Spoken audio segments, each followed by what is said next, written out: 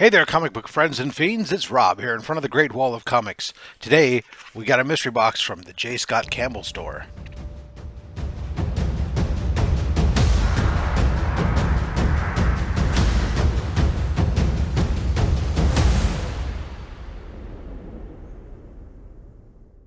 All right, so every once in a while, the J. Scott Campbell store does a mystery box.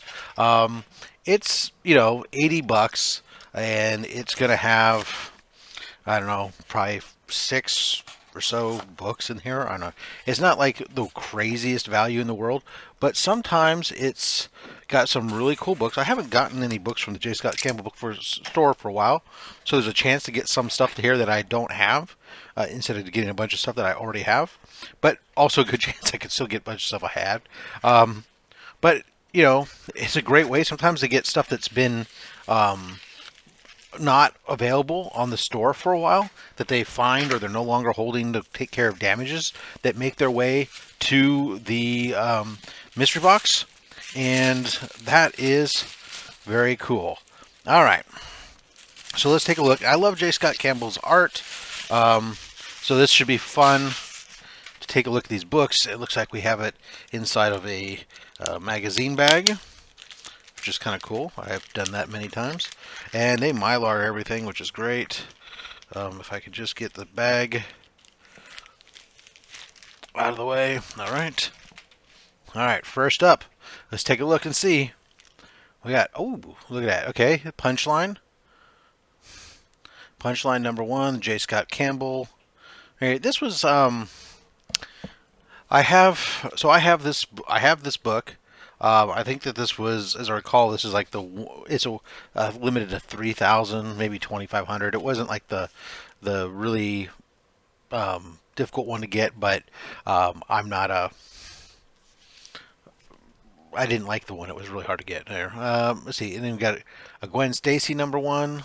Okay, so again, this was a series.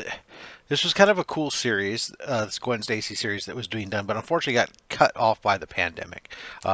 Really, not a lot of these books are worth much on the Gwen Stacy series, just because the story never got to go anywhere. I do have this. There was a set of 4. I do have all 4 of those, so that'll probably go in our box. This one looks like it's a signed book because we have a certificate of authenticity here. It says signed by J. Scott Campbell. It's a Harley Quinn Villain of the Year book. Oh, okay, cool. So this is cover C.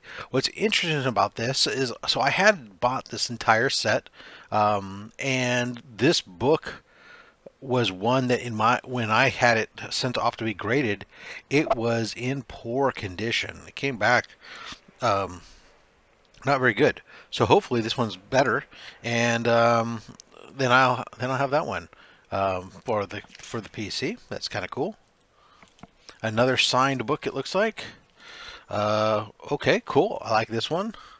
X-Men Legends number 1. This is a Magneto variant. Again, I think I had this. I know I had this book. I think it wasn't signed, and I think I gave it away in one of my recent mystery box, or my last round of mystery boxes. So I'm glad to have that back. And another signed book. Wow, we got several signed books. This is great. Here we have a Black Cat number 1. This is a cover I've not had. That's cool. And last but not least, I do like this. So far, I see it's an Amazing Spider-Man book. It is another signed J. Scott Campbell book. And we've, okay, there we go. So Mary Jane in the Iron Spider outfit.